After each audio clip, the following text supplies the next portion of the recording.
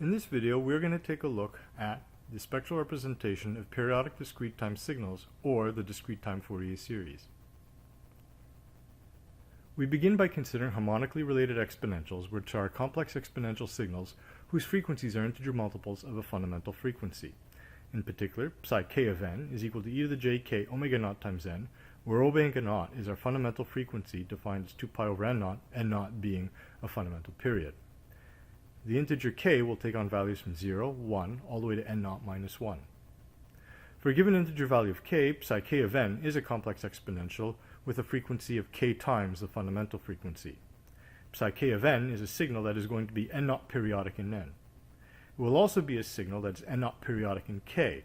In other words, psi k plus n naught is going to be equal to psi k. As an example, let's consider n naught equal to 3, which gives us a fundamental frequency of 2 pi over 3. So the harmonically related exponentials are as follows.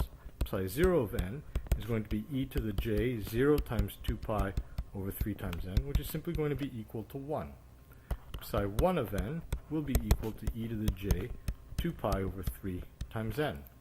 And psi 2 of n will be equal to e to the j 2 times 2 pi over 3 n, or simply e to the j 4 pi over 3 times n.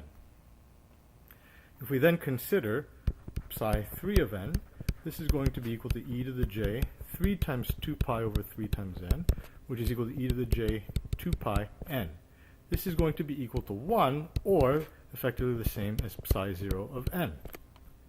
Psi 4 of n is going to be equal to e to the j 4 times 2 pi over 3n, or e to the j 8 pi over 3 times n. And if I subtract 2 pi from over here, I'm going to be left with e to the j 2 pi over 3n, and this is going to be the same as psi 1 of n. Psi 5 of n is going to be e to the j 5 times 2 pi over 3n, or e to the j 10 pi over 3 times n. And again, if I subtract 2 pi from here, I'm going to get e to the j 4 pi over 3 times n, and this is nothing more than psi 2 of n. So we can see that complex exponential psi 3 is the same as psi 0, complex exponential psi 4 is the same as psi 1, and complex exponential psi 5 is the same as psi 2.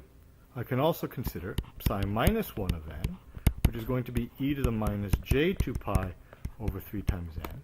And if I add 2 pi over here, I'm going to have e to the j 4 pi over 3 times n, and this is going to be nothing more than psi 2 of n.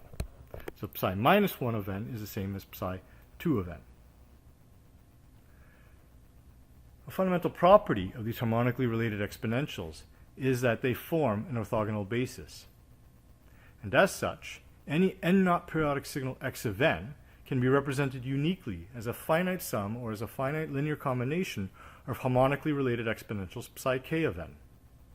So in particular, x of n could be given as a sum from k going from 0 to n0 minus 1, ck e to the jk omega naught n. The coefficients ck are going to be given by 1 over n naught, the sum from n equal to 0 to n naught minus 1 of x of n e to the minus jk omega naught n. So this here can be thought of as a synthesis relation.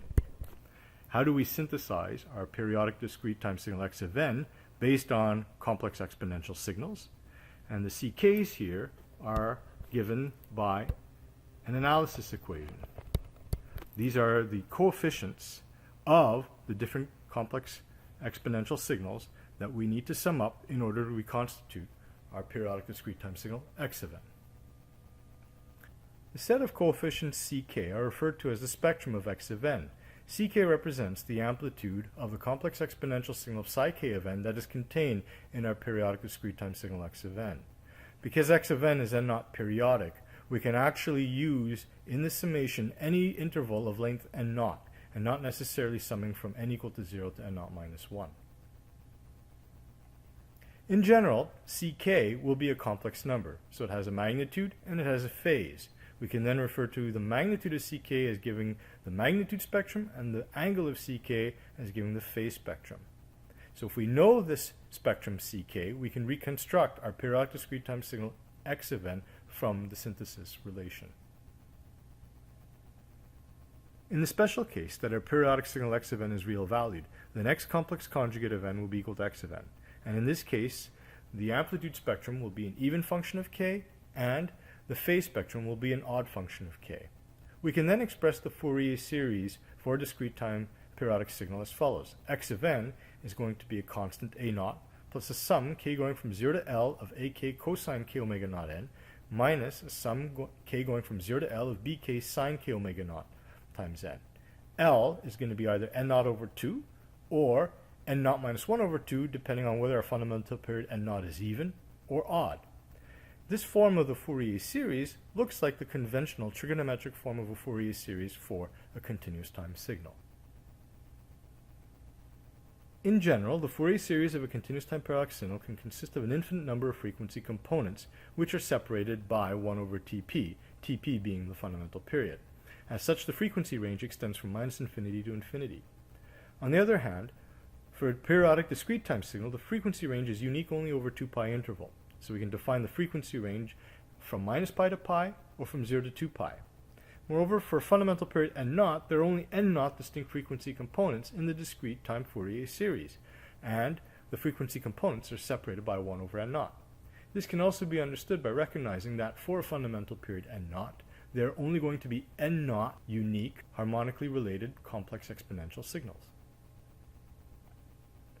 The discrete time Fourier series coefficients also form a periodic sequence, which we can extend outside the range of k going from 0, 1 to n naught minus 1. So in particular, if we take a look at ck plus n naught, we're going to find that ck plus n naught is identically equal to ck. This means then that the spectrum of a periodic discrete time signal x of n is also periodic with period n naught. We then have the following pictorial summary for the relationship between a discrete time periodic signal and its Fourier series representation. So in the time domain, we have a periodic signal with fundamental period n naught. And if we take a look at its Fourier representation, the CKs, this is also going to be discrete, and it's going to be periodic with the same period n naught. If you have any questions, please send me an email.